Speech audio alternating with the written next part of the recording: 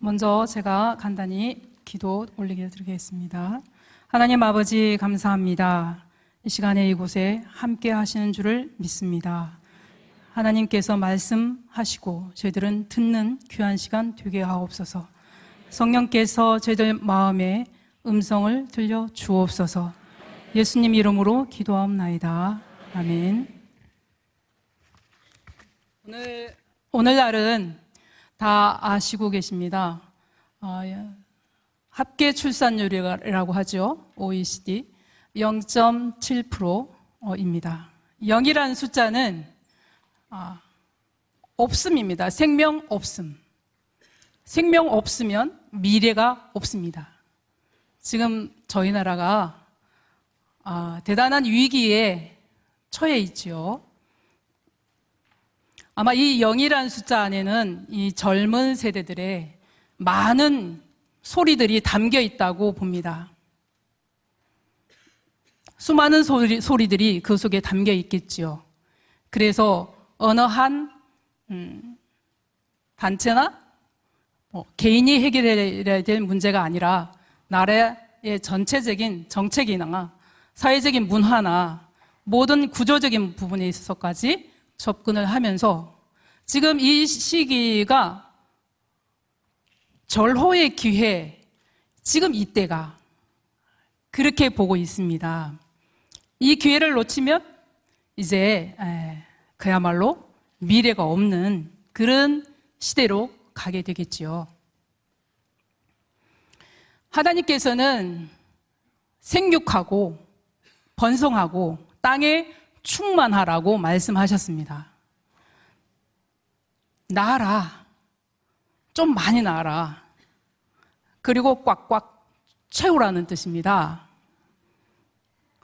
물론 하나님께서 인구 증가에만 목적을 두지는 않았다고 봅니다. 말라기서 2장 15절 말씀에 그에게는 영이 충만하였으나 오직 하나를 만들지 아니하셨느냐? 어찌하여 하나만 만드셨느냐? 이는 경건한 자손을 얻고자 하심이라. 남자와 여자를 만드시고 그것도 하나만. 오늘날은 사람과 사람이 결혼할 수 있다? 맞습니까? 틀립니까? 사람과 사람이 만나서 가정을 이룰 수 있다. 맞습니까? 네? 아니에요? 사람과 사람이 만났는데 왜 아니에요? 틀렸습니다. 사람과 사람이 아니에요. 한 남자와 한 여자가 만나야 합니다. 그렇잖아요. 사람과 사람 만났으면 우리 가정 되게 해주세요. 라는 소리가 참 많습니다. 그런데 하나님의 계획은 하나님이 증인이 되셔서 처음 가정을 이룰 때는 하나님이 능력이 없어서 하나만 만들지 않으셨습니다. 경건한 가정, 경건한 자손을 얻기 위해서 하나님께서 가정을 만드셨지요. 그 남자와 여자는 곧 에베소서에 보면 그리스도와 교회로 이어집니다. 경건한 자손, 성도 어디서 출발해야 합니까? 가정에서 출발해야 합니다. 가정이 세워지지 않으면 교회도 나라도 정말 미래 없습니다. 그래서 저는 결혼 전에 신방을 하는 그런 전도사 생활을 했습니다. 그런데 하다 보니까 이럴 게 아니라 내가 결혼을 해서 그리고 내가 가르쳐 보는 게 좀 이게 뭐 효율성이란 말을 붙였더니 우리 딸이 아니 거기다가 왜 효율성이란 말을 붙이나고 하는데 어떻든 간에 내가 가서 직접 나와서 키우는 게 훨씬 낫겠다. 그런 소원을 가졌습니다. 그래서 경건한 자손, 내가 전도도 해야 되겠지만 하나님 방법대로 정말 경건한 자손, 성도를 키워봐야 되겠다 해서 이제 제가 기도를 했습니다.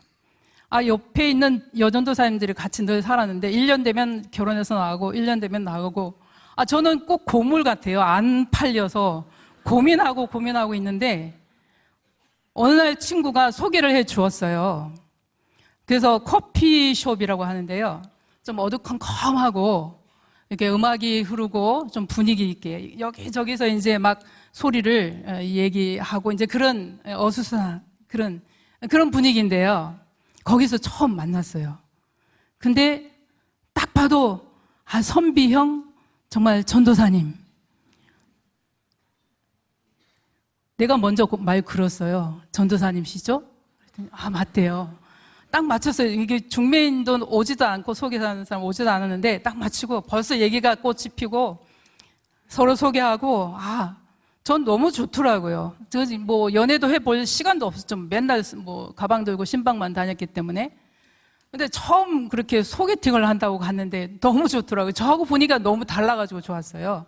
딱 안정돼 보이고 평안해 보이고. 저는 선교교 출신이라 좀 막 이렇게 막 부르짖는 기도도 막 안 부르짖으면 기도 안 한 것 같아요. 여기 기도실을 보니까 너무 탐나요. 막 거기 들어가서 정말 기도하면 정말 좋겠다라는 생각이 들었는데요.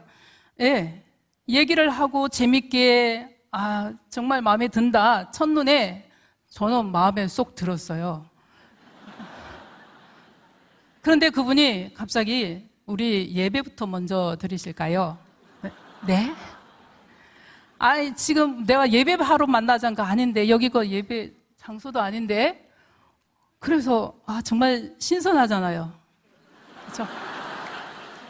신기하고 그래서 전도사가 또 예배 드리자는데 안 드릴 수도 없고 그래서 예배 드립시다. 그래서 예배를 드리는데 찬송 하나 하고 말씀을 읽고 기도하고 옆에서 시끄시끄 들릴까 봐 크게 할 수도 없고 저는 원래 크게 해야 되는데 그럴 수도 없고 그래서 하여튼 예배를 마쳤어요. 거기까지 저는 너무 좋았어요. 그게 제가 경건한 자세를 낳고자 하는데 딴 얘기나 하고 그러면 진짜 안 됐을 텐데 예배에 확 꽂혀가지고 콩깍지가 두 눈에 마냥 확 그냥 씌이는데 이야 저는 그때 결정했어요. 솔직히 말하면 이야 이 사람이구나. 그래 내 영적인 본능이 쫙 그냥 펼쳐지는데 그냥 한눈에 결정을 했습니다. 그랬더니 이 사람이 저하고 결혼을 하려면 3가지 조건이 있습니다. 뭔데요? 드러나 봅시다. 첫째는 시어머님을 모셔야 됩니다. 둘째는 농촌 개척교회를 해야 됩니다. 갈수록 태산이에요. 셋째는 자식은 주시는 대로 낳아야 됩니다. 근데 저하고 딱 맞잖아요. 나는 내가 가서 낳아서 내가 말씀으로 키우고 하나님께 정말 귀한 영광을 돌리는 자녀로 낳고 싶은데 주신 대로 낳자니까 완전히 찰떡궁합이잖아요. 네. 뭐 하나님 말씀에 비춰보니까 하나도 그런 게 없어요. 다 옳아요. 선하신 진리 대신 옳으신 말씀만 하시는 하나님 말씀에 하나도 그럴 게 없어요. 부모를 공경해야 되고 어디든지 도시든지 어디든지 가서 개척해야 되고 자신은 주신 대로 명령했으니 낳아야 되고 맞잖아요. 그죠? 제가 중매 선 잘 봤죠? 그랬더니 그래도 40일 동안 기도를 해보세요. 이 남자는 믿음이 배밖에 나왔네. 내가 지금 31살이고 자기는 지금 9살이면 40살이면서 지금 뭐야? 내가 따져도 내가 따져야지. 왜 지가 따져? 그래도 이제 꽂혔으니까 이 경건한 자손을 얻어야 되니까 나는 결혼의 목적이 내 행복이고 뭐가 없어요. 하나님의 주시는 하나님께서 가정을 이루실 때 보셨던 그리스도와 교회 그것은 비교할 수 없는 삶을 약속하신 것이고 그것은 최고의 가치가 있는 삶을 약속하시고 그렇게 하라고 그러신 거예요.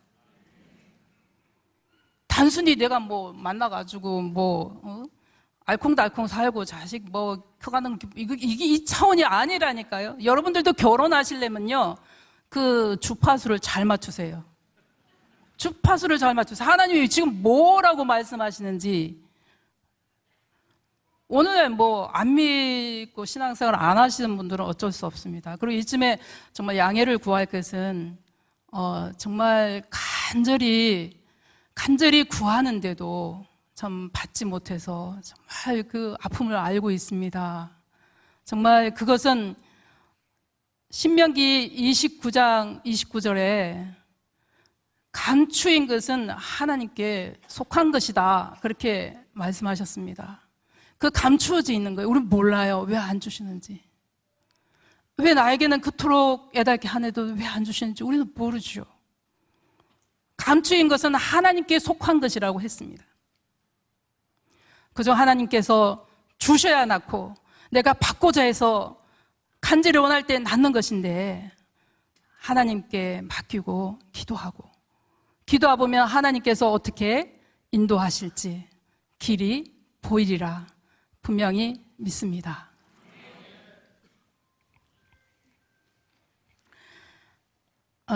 이제 이게 결혼을 했습니다. 결혼했는데 결혼식 때 안 받는 것이 주는 것이다 해서 축의금을 안 받았어요. 그러니까 아무것도 없어요. 축의금 안 받습니다 하고 광고문을 붙이고 방명록에 기록해 주십시오 해서 그 형제들이 무지 싫어했죠. 집불도 없으면서 뭐 축의금도 안 받느냐고. 그렇게 가정을 꾸려서 시작을 하는데요. 첫째를 가졌어요. 첫째를 가졌는데, 다들 아시죠? 정말 비누 한 숟가락을 딱 입에 넣은 그 기분. 매색매색하고, 정말 어질어질하고, 정말 10개월 동안 이게, 이 불편함, 이 거의 장애적인 삶이에요. 여러분 아세요? 10개월 장애적인 삶을 사는 겁니다. 그 힘든 과정을 통해서 경건한 자손 하나를 얻기 위해서, 참 신비로운 거는 내 심장도 뛰지만 내 안에 다른 귀한 하나님의 자녀가의 심장이 뛰고 있다는 겁니다. 같이 두 개의 심장이 펄떡펄떡 뛰기는 경험을 10번이나 했어요.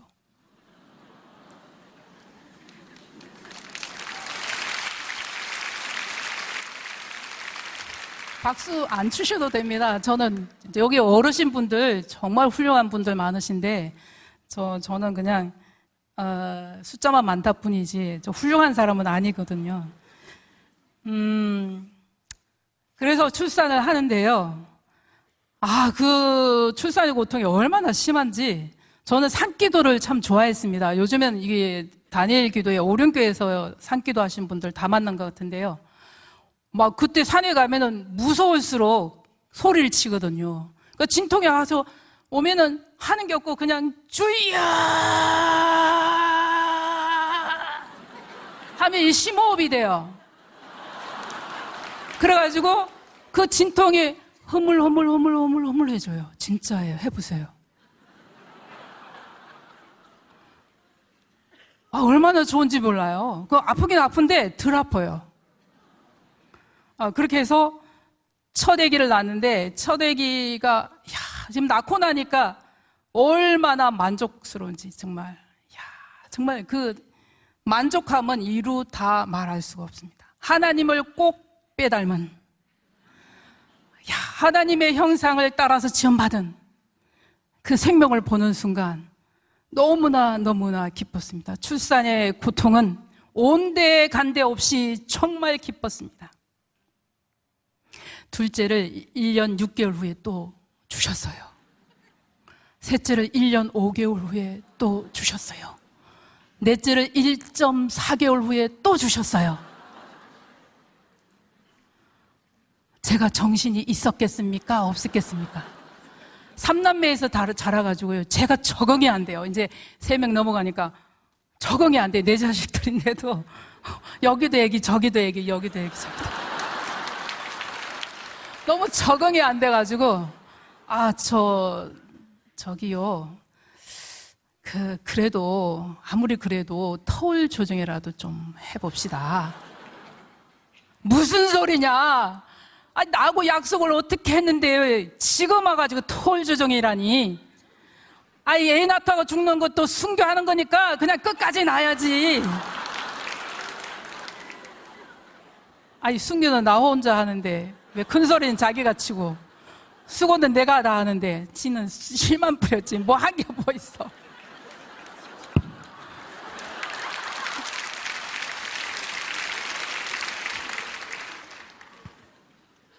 그러나 약속이 무섭지 않습니까? 약속. 부부는요, 벌거벗고 사는 게 맞습니다. 오해하지 마세요. 벌거벗는다는 것은 감추는 게 없어야 된다는 것이죠. 숨기는 게 없어야 된다는 것이죠. 거짓이 없어야 된다는 것이죠. 저도 얼마든지 똑똑해요. 금방 가서 산부인과 가가지고 몰래 싹 해가지고 이상하다, 왜 안 주시네. 그러면은 누가 알아요? 몰라요. 아무도 모르는 일이에요. 근데 하나님께서 부부란 원래 벌거벗고 살아라 그런 거예요. 그래서 끝까지 주시는 대로 낳겠습니다. 주님 너무 힘든데요. 이때는 정말 목숨을 건 기도예요, 여러분. 제가 장난으로 정말 아브라함이 하늘을 만났다는 게 실감이 돼요. 그래서 만나는 거구나.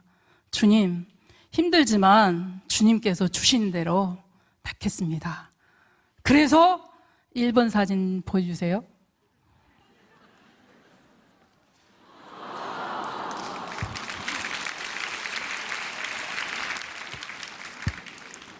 아, 2번 사진은 신청 안 했는데요. 넣어주세요.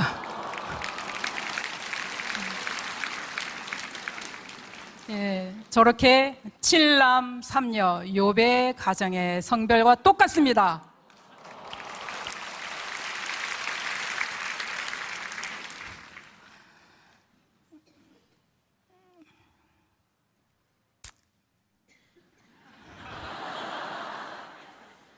(2000년대) 초반까지 산하 정책이 이어졌습니다. 그래서 2002년도에 7째를 낳을 때는 자연분만임에도 불구하고 100만 원이 넘게 출산비를 냈습니다. 보건소에 가면 정부 시책도 안 따르고 왜 애만 낳느냐라는 소리를 들었어요. 친정집에 가면 네 배는 성할 날이 없냐. 항상 제 그림이 이쪽에 하나, 이쪽에 하나, 배에 하나, 안고 하나. 사모님 세미나나 이렇게 사모님들 노예에 이렇게 가보면 사모님 요즘 말끔해지셨네요. 제가 말끔하죠? 그래서 10남매 낳은 사람 치고 멀쩡하죠? 네. 저는 사실 30세, 1세부터 낳기 시작해가지고 50세, 49에 낳았거든요. 49까지 낳고. 그리고 20년간 그 모유 수유를 했어요. 그러니까 첫째가 태어나고 둘째가 태어날 때 끊는 거예요. 바톤을 받아서. 그러니까 뱃속에서 뜯기고 밖에서 뜯기고 계속 뜯기는 거예요. 양쪽으로 뜯기는 거예요. 그래도 아무 이상은 없어요. 제가 오히려 더 건강합니다. 왜? 다달이 하는 그런 월경을 횟수가 제가 엄청 적습니다. 그러니까 산부인과 의사가 물어요. 베테랑, 아기 낳는데 베테랑 아줌마, 월경 참 적게 하셨죠? 네, 그렇죠. 네, 그게 좋은 겁니다. 건강에 긍정적인 게 있다고 말을 합니다. 저는 그래서 아파 본 적 없습니다. 감기약 먹어본 적 없습니다. 진짜예요. 우리 가족들도 있는데 진짜예요. 제가 폭삭 사갔을 것 같으죠? 아니에요. 하나님께서 어떤 분이신데요? 명령해놓고 그냥 폭삭 삭게 만드신다? 아니에요. 더 건강하게 믿음으로 하면 더 건강하게. 요즘에 저는 청소년기 때 유방암이니 이런 암 종류를 암자랑을 고등학교 때까지도 잘 못 들었어요. 근데 요즘에 참 그런 것도 생각이 됩니다. 우리가 하나님께서 오르신 말씀대로 순종하면 하나님께서 책임지신다는 것을 느낍니다. 돈이라고 하는데요. 아기를 키우려면 한 명당 3억, 평균. 그럼 저는 30억이 어디 있습니까? 30억이. 30억 안 들었어요. 예, 물론 돈은 필요합니다. 돈은 필요한데 돈 가지고 키우지는 않습니다. 근데 살짝 이게 빈곤한 게 조금 부족한 것이 아이들에게는 굉장히 좋습니다. 정말 좋습니다. 애들이 악바리가 돼요, 좀. 우리 애들 다 짠돌이에요. 선교사들 자녀들 모임에 가서도 가면 저거 아껴야 되는데 저렇게 펑펑 써나는데 자기다르고 차원이 다르대요. 예.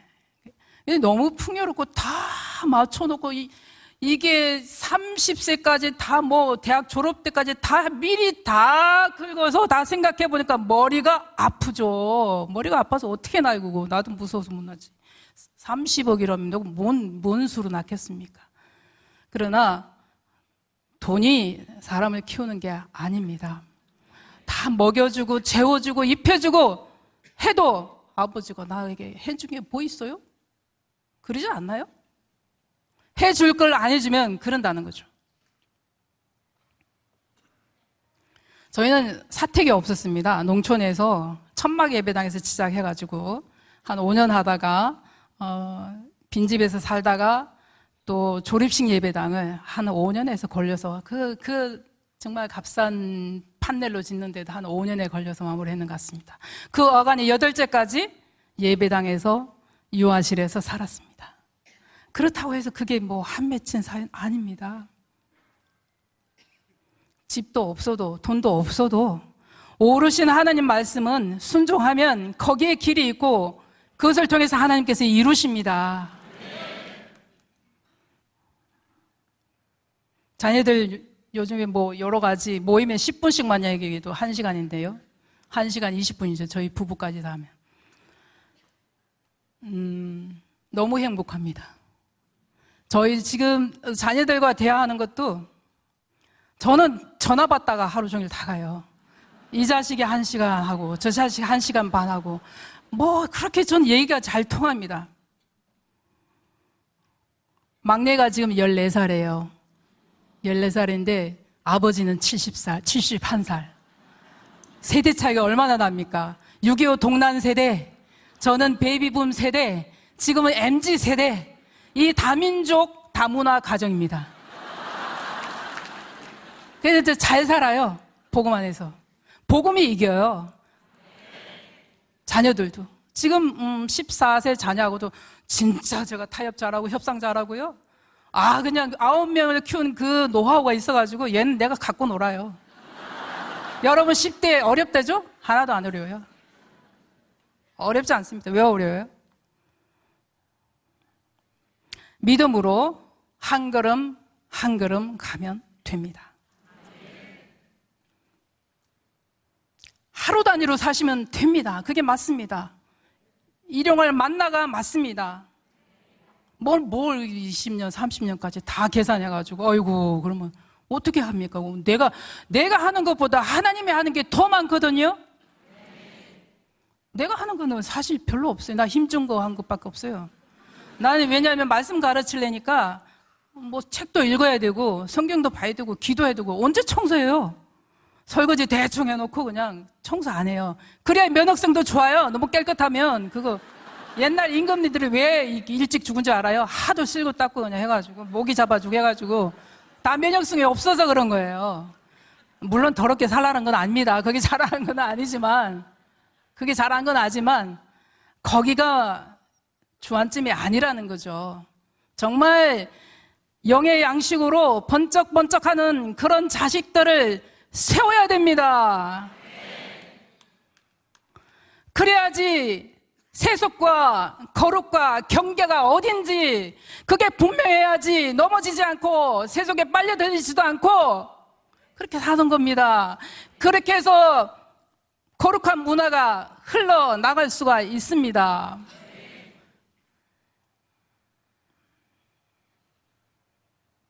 열 아이를 키우면 10배는 힘들 것이라고 다들 생각하십니다.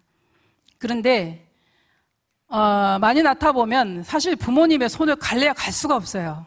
그냥 자연 방목이지. 어떻게 다 가요, 그 손이? 다 못 가요. 어떻게 나가요? 그래서 그냥 엎어져서 울어도 어지간하면 안 달려가고, 안 먹으려면 먹지 마라, 다음 끼 죽으라고 먹고. 그렇게 가야죠. 그냥 들고 다니면서 따라다니면서 할 필요가 없어요.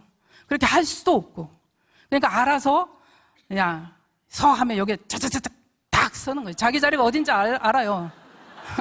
지가 서는 거지 내가 서주면 안 되잖아요. 네.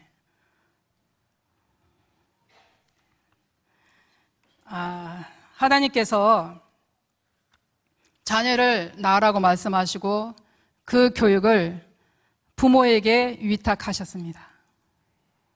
특별히 아버지에게 부탁하셨습니다. 신명기 6장 4절로 9절 말씀에 읽어드리겠습니다. 이스라엘아 들으라. 우리 하나님 여호와는 오직 유일한 여호와이시니 너는 마음을 다하고 뜻을 다하고 힘을 다하여 네 하나님 여호와를 사랑하라.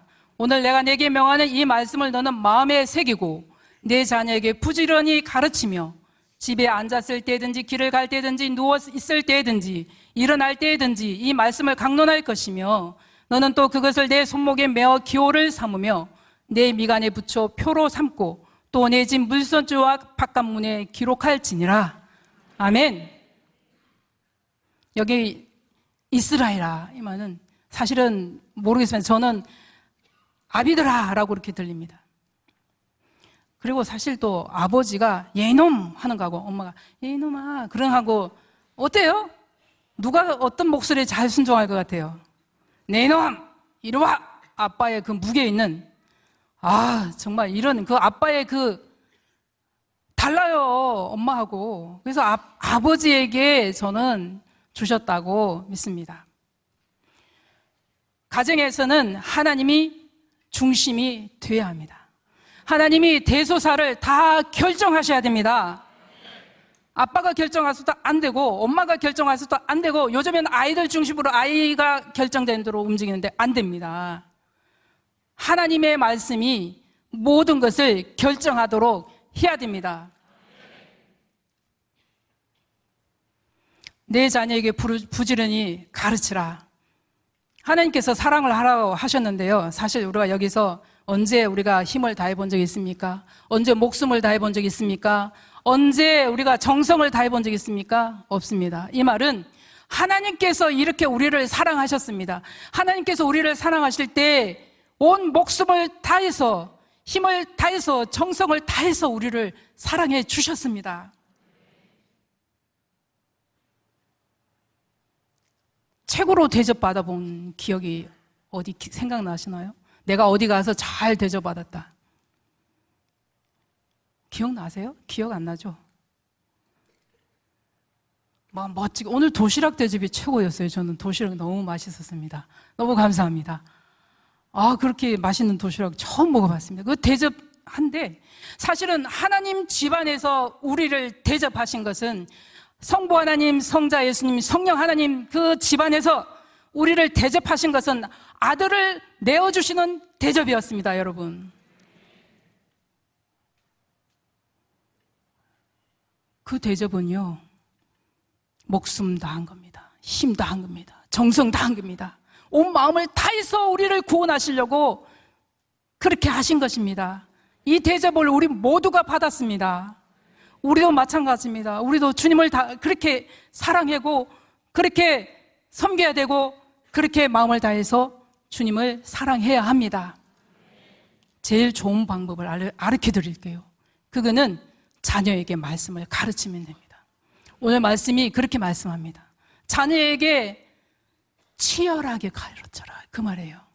앉았을 때든지 섰을 때든지 누웠을 때든지 길을 갈 때든지 이거는 사람이 취할 수 있는 자세는 다 합니다. 그 외에 없어요. 생각해 보세요. 없습니다. 무릎 꿇는 자세는 있겠죠. 이 말은 치열하게 정말 치열하게 가르치라는 거예요. 말씀을. 그것도 아버지가.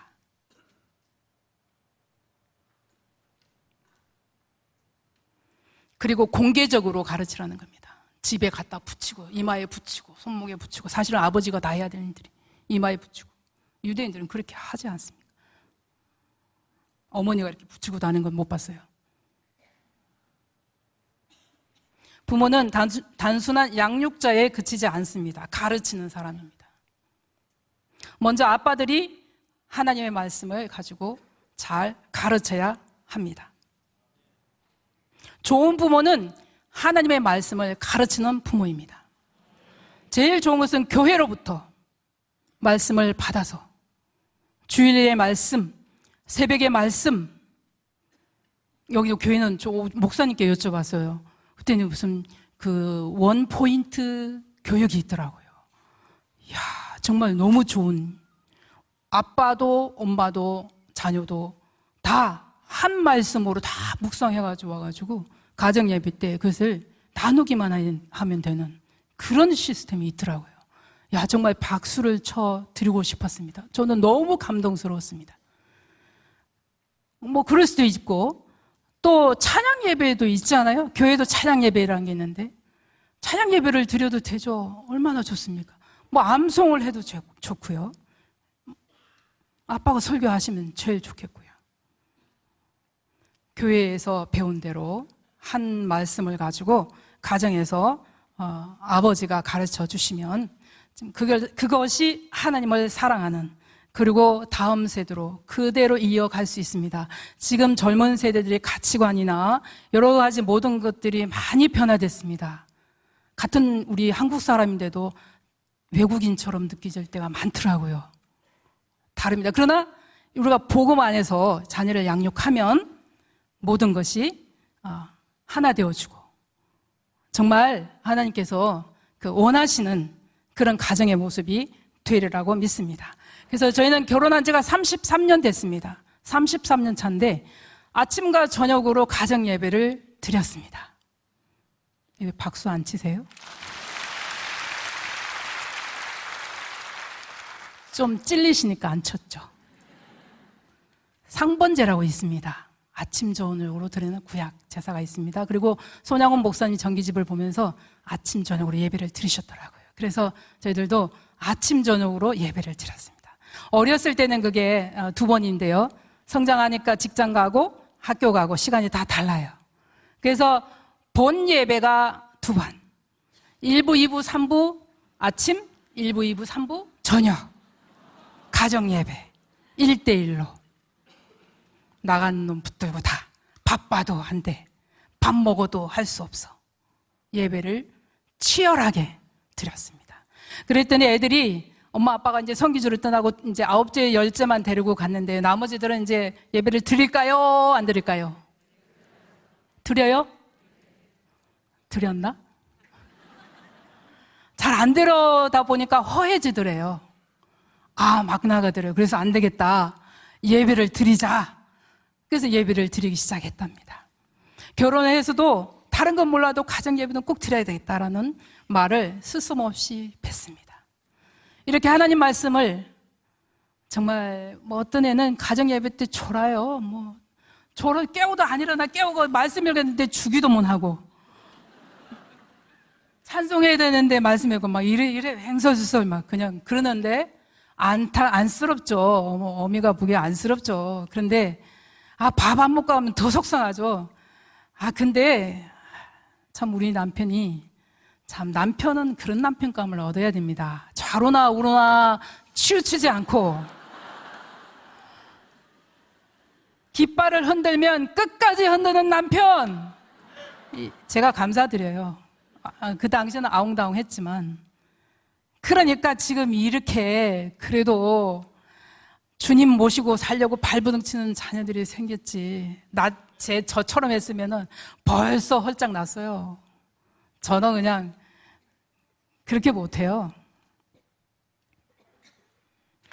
근데 가정예배를 어떻게 드리냐면은, 이제 어디를 가든지 마찬가지입니다. 친척집에 갔어요. 그러면 안 믿는 가정이잖아요. 가정예배는 드려야 되겠고. 그래서 빈 방이 있으면, 야, 우리 이쪽 비었다, 이쪽으로 다 모여 해가지고 거기서 예배를 드려요. 그리고 이제 사모 세미나나 이런 데 교단 모임에 가면 방이 없잖아요. 얘들아, 우리 저 복도 저쪽에 안 보이는 데서 저쪽에 가자 해가지고 거기서도 모여서 예배를, 결혼 생면부지의 남녀가 만나서 예배 드렸는데 거의 그런 예배 드리는 거는 아주 당연한 거죠. 여행을 가서도 마찬가지입니다. 자, 그러면 예배만 드리면, 형식적인 예배만 드리면 잘 되냐? 아닙니다. 부모가 사는 모습, 말씀으로 사는 모습, 보이는 말씀 보여줘야 됩니다. 말로만 해서 안 돼요. 부모가 어떻게 사는가? 정말 저는 9년차 알코올 중독자 외삼촌하고 저의 외삼촌입니다. 지금은 현재 올해 돌아가셨는데요. 알코올 중독자가 저희 집에 오셔서 교회 안에서 같이, 이 사태가 없는데 같이 사는데 너무 힘들어요. 너무 힘든데 정말 저는 그분 때문에 선교지에 빨리 가고 싶었어요. 선교 사명이 있어서가 아니라 너무 힘들어가지고.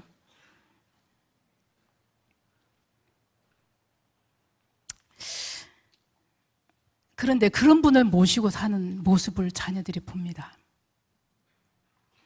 정말 섬겼습니다.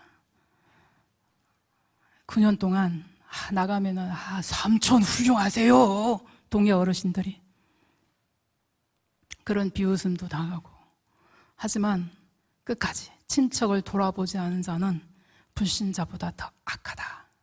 그런 말씀을 가지고 끝까지 하다 못하면 이제 폐쇄병동에라도 넣어가면서 그 모습을 다 보고 자랍니다. 그리고 부모님을 모시는 모습, 어머님을 모시자고 그랬잖아요. 개척과 동시에 어머님을 모셨습니다. 방도 없는데 옛날 방인데 베니아판 중간에 가죠. 그 반을 나누어서 어머님 모시고 농촌 거기서 어머니를 모시는데 지금도 어머니 돌아가신 지가 한 7, 8년이 됐는데 어머니 하면 우리 남편은 눈물을 흘려요. 저는 이해가 안 돼요. 솔직히. 아내가 있는데 위로를 삼고 살아야지. 그래요. 그런 모습을 보면서 지금 아이들이 배웠어요. 홀로 계시는 외할머니를 서울에서 대구까지 짧은 거리도 아닙니다만 할머니가 외로우신 걸 알고 돌아가면서 가서 찾아가고 뵙고 요리할 줄 아는 요리해드리고 용돈도 해서 드리고 위로하고 마사지 해주는 애는 마사지하고 이게 돌아가면서 자녀들 많으니까 그게 좋아요. 혼자 다 짊어지면 이제 인구 절벽이 되면 제일 큰 문제가 뭔가 아십니까? 부양 사슬이 끊어지는 겁니다. 한 명이 어르신들 감당해야 되죠. 많이 나오세요. 하나님 말씀이 진리입니다. 옳은 말씀입니다.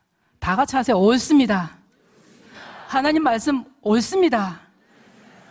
옛날에는 이 신이 맞냐 저 신이 맞냐 하던 이제는 하나님 없다 그러는데 우리 그런 데 넘어가면 안 되죠. 하나님 말씀이 옳고 하나님은 살아계시고 지금도 어김없이 기적을 베풀고 계시잖아. 이 우주 만물을 움직이시고 운영하시는 분이 기적이죠. 그 하나님을 말씀하셨습니다. 나아서 born again 다시 거듭나는 생명을 내가 예비했다.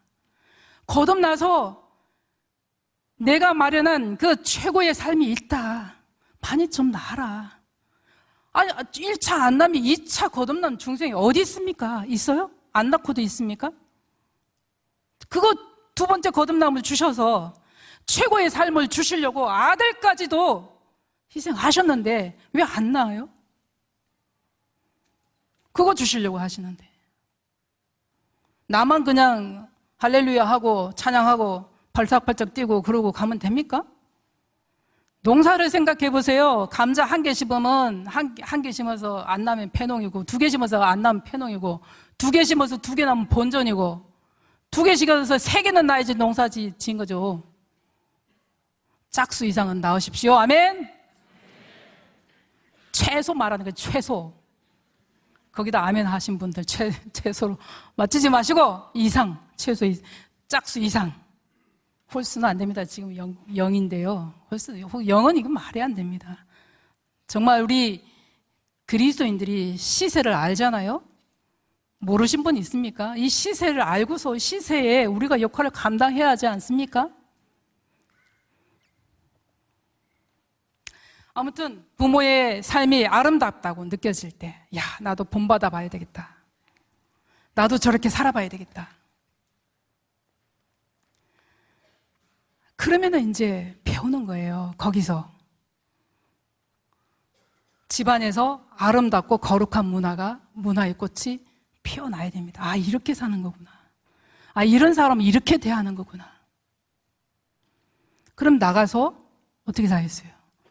그대로 사는 거죠. 그러면은 거룩한 문화가 퍼져나가는 거죠. 하나님께서 이스라엘도 그렇게 해서 이스라엘 택했어요. 모델 국가로 세워서 좀 자랑 좀 하고 싶어서. 거룩한 문화. 지금 세속의 물결은 하도 영악하게 여러 가지 모습으로 사탄이 사용을 하고 그것으로 문화라는 이름으로 얼마나 많은 어둠의 세계에 메시지를 전달하고 있습니까? 우리는 집에서 뭐 해야 합니까? 우리는 집에서 아버지들을 뭐 해야 합니까? 우리 거룩한 문화가 최고인데 이것이 사람을 살리고 아름다운 삶이 그곳에 있는데 우리가 왜 안 하고 있습니까? 해야지요. 나도 해야 되고 부부도 해야 되고 자녀도 그렇게 흘러가도록 만드는 게 하나님의 뜻입니다.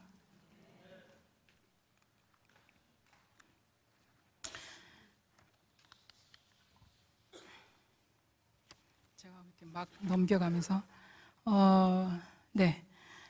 그렇게 해서 저희들이 18년간 농촌 목회를 마무리하고 그 선교지를 가게 되는데 한 10여 년간 단기 선교를 오고 가면서 준비를 하다가 한국 농촌보다 저희가 처음 간 선교지가 여기가 정말 더 어렵다라는 마음을 가지고 떠났습니다. 그때 갈 때 저희 가족 사진 아까 본 사진입니다. 두 번째 사진 보여주세요.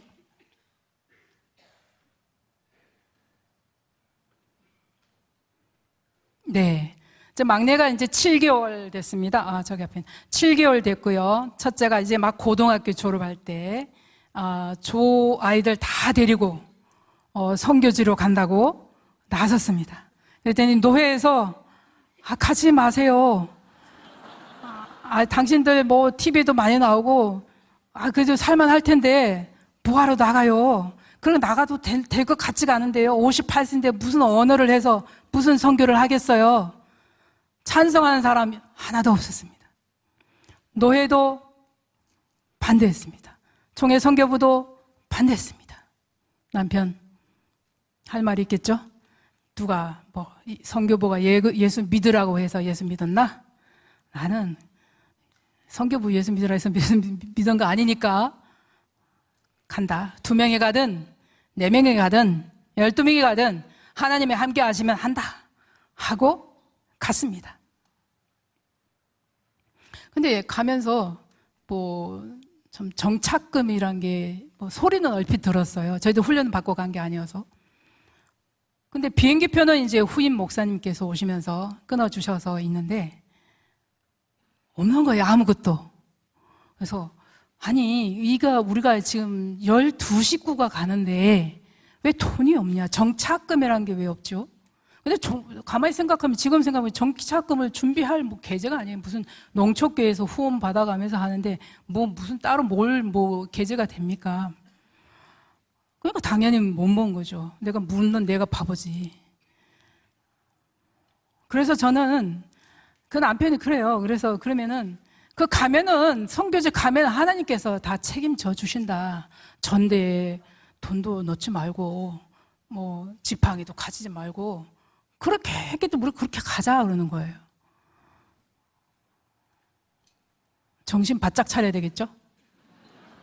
가야 됩니까? 말아야 됩니까? 어제 유정옥 목사님, 그 사모님, 정말 제가 저 사모님처럼 했더라면 그냥 갔을 거예요. 유정옥 사모님 맞으시죠? 네. 그 사모님 믿음대로 했으면 저도 따라갔을 거예요. 근데 저는 그 믿음이 없었어요. 애 낳는 믿음이 있었는데 그날 그 돈 문제에 대한 믿음은 안 서졌어요. 그래서 조금이라도 빌려야 되겠다. 그래서 저는 막 빌렸어요.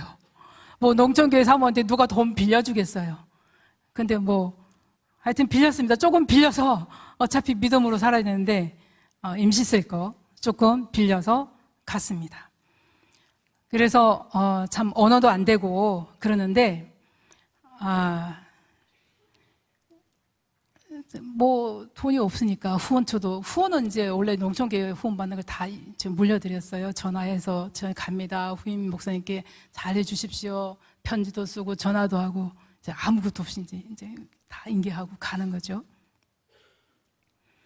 근데 살 길이 없잖아요. 그래서 제가 거기서 청국장을 만들었어요. 시골에서 살다 보니까 청국장 만드는 법을 할머니들한테 배워가지고 청국장을 만들었어요. 그래가지고 그걸 이제 싸가지고 유모차 뒤에 7개월짜리 애기니까 뒤에 이렇게 놓고 그 밑에 바치에다 넣어놓고 한국 식당을 돌아다니면서 참 팔아보자. 그래서 돌아다닙니다. 참 막막하고 참 하나님께 나아가는 것밖에 방법이 없구나. 그래도 할 수 없죠. 다니면서 팔아서 이제 창거리를 사가지고 와서 한 끼를 해결하고 그러다 보면서 그 한인교회 목사님 교회에 참석했더니 또 아이들이 예배 반주를 했어요. 그랬더니 거기 이제 저기 외국이니까 너도 나도 좀 피아노 좀 가르쳐 달라고 그래요. 그 주재원들 가족이. 그래서 우리 딸들이 그냥 셋째가 중학교 2학년 아마 첫째는 딸이 고등학교 이제 19살 3학년이니까 그럼 맞춰서 가는데 얘네들이 말도 모르면서 그냥 from to 해가지고 가서 이제 가르치는 거예요. 그걸로 이제 아빠 훈련비를 대주고 우리 생활비 하고 열리더라고요. 딸들 많이 낳아야 된다니까. 그러니까 어디 이렇게 위기 때마다 짠짠 하나님께서 그렇게 하세요.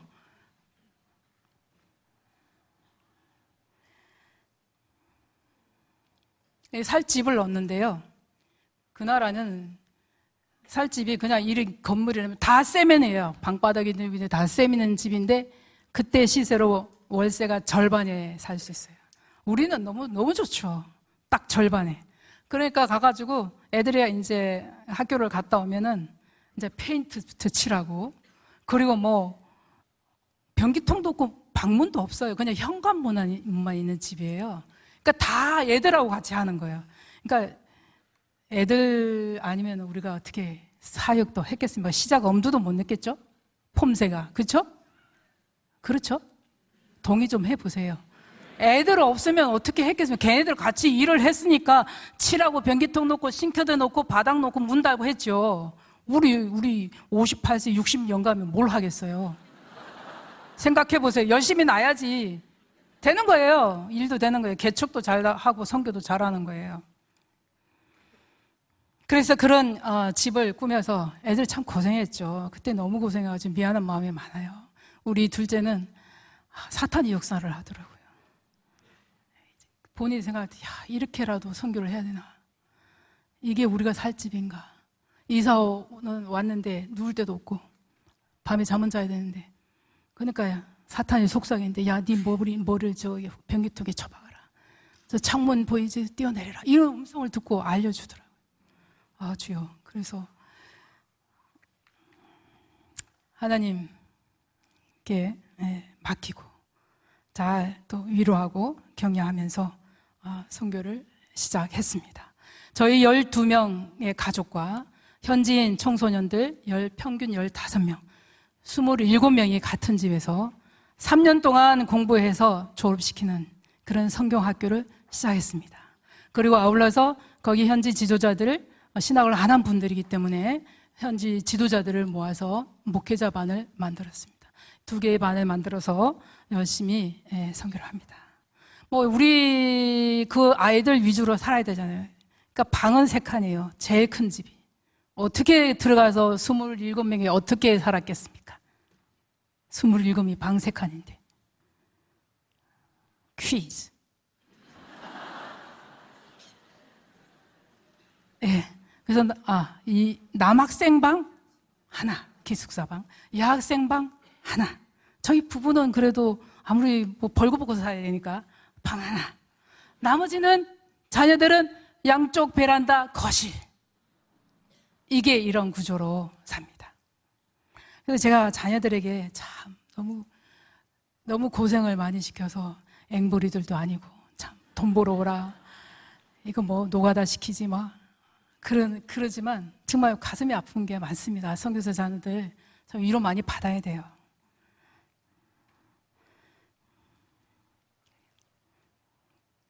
그렇게 이제 학생들 하는데 음식이라고 뭐 우리 음식 입 맞는 거 맞는 거 할 수 있어요? 없잖아요. 다 그쪽식으로 하다 보니까 김치 먹고 싶어요. 할 수 없어. 지금 어쩔 수 없어. 계속 해가지고 뷔페식으로 이렇게 나눠 먹는데요. 그 아이들도 그냥 책상머리에 앉아서 성경 배우고 이걸 떠나서 대가족이잖아요. 대가족에서 지네들은 언제 살아봤겠어요. 거기 안에서 부부관계는 어떻게 하는 것인지, 또 부모와 자식 간에 어떻게 하는 것인지, 형제지간은 어떻게 하는 것인지, 책상머리 배우는 것보다 그게 더 많이 배우는 것 같더라고요. 나중에 하는 소리를 들어보면 그래요. 사모님, 강찬이가 그거 하나 달라는데 안 돼! 너 똑같이 먹어야지 하면서 손뿌리 치는데 정말 저 사모님 좀 저럴 수 있나 하고 감동을 받고, 믿음 선교라는 게 이런 거구나 하고 감동을 받고, 자기들도 믿음 선교한다고 그렇게 나서기도 합니다. 저희 자녀들은 감사하게도 선교사 자녀들이 다니는 국제학교가 있어서 거기서 또 뭐 자녀 많다고 소문 듣고 일단 학비가 되든 안 되든 오라고 해서 가서 공부를 했습니다. 공부를 하는데 학비가 이제 아무리 선교사 자녀를 위한 학교일지라도 많습니다. 그래서 그 학교에서 없던 제도를 만들어줬어요. 근로장학금. 그래서 아이들이 기본적으로 학교 청소를 5년, 4년 보통 그렇게 해야 졸업을 합니다. 학교 공부하고 그것을 도와주고 청소를 하고, 그리고 빨리 달려와서 아빠 사역지에 와가지고 영어 가르쳐주고 악기 가르쳐주고, 예, 이런 정말 그 다음 2세대의 선교사 자녀들로서 뭐 다른 선교 훈련 받을 필요 없이 10명의 아이들은 제 2세대 선교사 자녀들로 자랐습니다. 학비는 뭐 거의 못 줬죠. 뭐 어디 있어요. 사학비 뭐 겨우 하는데 그냥 4인 가족 먹고 살 정도에 가서 27명이 사는 겁니다. 사는데 자녀들의 학비는 달아나요. 외국인 학교라 달아놓으면 졸업 후에 가서 저기 워킹 홀리데이 가가지고 자기가 고등학교 때 중학교 때 공부한 거 다 나누어서 이렇게 갚아 나갔습니다. 그리고 나머지 학비는 저희들이 졸업 후에 군대 가서 모은 돈들 있잖아요. 그 돈도 내놓고 또 아르바이트 해서 한 돈도 내놓고 직장 생활한 아이가 있었는데 또 내놓고 해가지고 다 싹 다 갚았어요. 네, 하나도 없어요. 그래서 지금 하나님 앞에 시간이 다 돼서 제가 빨리 하겠습니다. 하나님께 감사한 것은 하나님을 예배하는 자녀들로 컸습니다. 그리고 부모를 공경하는 그것을 삶으로 실천하면서 자라는 자녀들로 컸습니다. 그리고 첫째는 사실 동시에 4명을 군대를 보냈거든요. 진짜 애국했죠. 4명을 보냈는데 저희들은 성기저도 있으니까 첫째가 다 따라갔다 오고 해가지고 얘는 아주 그 논산훈련소가 제 집 떠나듯이 들어가지고 돈도 얼마나 쓰는지 몰라요. 첫째가 참 또 이렇게 정말 귀한 일을 잘 감당해 줬습니다. 그래서 이 아이들이 자라서 지금은 직장으로 갈 때는 직장의 사역지다라는 마음으로 자기 살아남기도 바쁘지만 직장에 가서 복음적인 삶을 살고 복음을 전하려고 하는 모습을 많이 볼 수가 있고요. 다자녀이다 보니까 아까 말씀드렸던 것처럼 대화하고 가족 간의 정말 풍성한 대화 속에서 행복한 삶을 살고 있습니다. 현재 10남매는 첫째는요, 외국계 회사에서 근무를 하고 있고요. 둘째는 지금 신대원에서 공부를 하면서 교육전도사로 교회를 섬기고 있습니다. 셋째는 국제학교 교사로서 교사 생활을 하고 있고요. 내년에는 선교사 지망생과 결혼을 해서 선교사의 삶을 살려고 합니다. 넷째는 재활학과를 공부하면서 한국에 나와 있는 많은 선교사 자녀들을 돌보는 사역을 하고 있습니다. 다섯째는 우리 가정은 행복한데 왜 어려운 가정들이 저렇게 많을까 궁금해서 가족 치료사가 되기 위해서 심리학을 공부하고 지금 막 졸업했고요. 미국에서 약간 정신병원에서 근무를 하게 됐습니다. 여섯째는 항공정비와 비행 공부를 하고 있고요. 1년만 더 하면 항공 선교사로서 오지에 나갈 수 있습니다. 난 이제 비행기만 타고 왔다 갔다 하는 게 아니라 신학을 더 공부해서 복음까지 전하려고 노력하고 있습니다. 일곱째는 동물병원에서 이제 우리는 먼저 대학을 가지 않았어요. 선취업이에요. 후진학. 먼저 이 일을 하고요. 왜 내가 이 비싼 돈을 가지고 이 공부를 해야 되나? 손이 달달 떨리면서 제가 고생을 해봤으니까 공부를 어떻게 해야 되는지 감이 잡히는 거예요. 또 무슨 공부를 하는지 감이 잡히는 거예요. 그래서 다 먼저 대학 가는 것보다 거의 일부터 먼저 했습니다. 그래서 얘도 지금 열심히 일을 하면서 고생하면서 있는데요. 자기 자리를 잘 찾아가리라 믿고 있습니다. 여덟째는 웹 개발자가 되기 위해서 코딩을 공부하고 있고요. 이제 내년에 카투사로 들어가기로 되어 있습니다. 아홉째와 열째는 두 번째 선교지에서 저희들과 함께 공부하면서 부모님과 함께 살고 있습니다. 저희들은 이제 두 번째 선교지에 가서 다시 언어를 배웁니다. 70 나이에, 또 저는 60 넘은 나이에 배우면 합니다. 그냥 하면 돼요. 그리고 복음은 뭐 통역을 해도 되고요. 일단 지금 간단한 메시지는 다 외웠어요. 문장 6개 문장을 다 외워서 일단 노봉전도는 하고 있습니다. 그리고 저는 한국어를 가르치면서 얘야, 내가 한국어 이렇게 가르쳐주면서 나는 사실 원어민 목소리를 듣고 싶거든. 그러니까 네가 이거 라오스말 성경을 한 장씩만 읽어줘. 또박또박 읽어야 돼. 그리고 천천히 해가지고 제가 읽으라고 합니다. 그럼 걔는 읽는 순간 뭐 해요? 성경 말씀을 점점 알게 되겠죠. 네, 그렇게 해서 한국어를 가르치면서 지금 그렇게 언어가 원활하지 않기 때문에 그런 방법이라도 하고 있습니다. 10남매를 키우면서 가장 중요하게 생각된 것은 가정은 하나님께 모든 주권이 있다는 것을 인정해야 합니다. 선포해야 합니다. 그리고 부모는 하나님을 경외하면서 자녀들이 하나님께 순종하도록 가르쳐야 합니다. 가정에서 거룩한 문화를 배우고 경계선을 확실히 그어놔서 어디를 가든지 흐트러지지 않고 세속에 물들지 않도록 해야 합니다. 그리고 직장을 가든지 학교를 가든지 그것을 사육지로 삼아서 전도를 하는 그런 자녀로 가르치고 성장시켜야 한다고 생각합니다. 감사합니다. 잠시 기도하고 마치겠습니다. 하나님 아버지 감사합니다. 아담과 하와를 만드실 때 하나님 마음을 읽었습니다. 하나님의 아들 예수 그리스도를 교회의 머리로 세우시기로 작정하시고 아담과 하와를 부르시고 가정으로 시작하셨습니다. 하나님 아버지, 저희 각 가정은 정말 죽을 때까지 가정을 떠나서 살 수 없는 존재들입니다. 이 가정을 정말 거룩한 하나님의 가정으로 잘 세워서 하나님께 영광 돌리고 하나님 나라가 이 땅에 세워지고 교회가 왕성하게 일어나는 귀한 사명을 잘 감당케 하옵소서. 예수님 이름으로 기도하옵나이다. 아멘.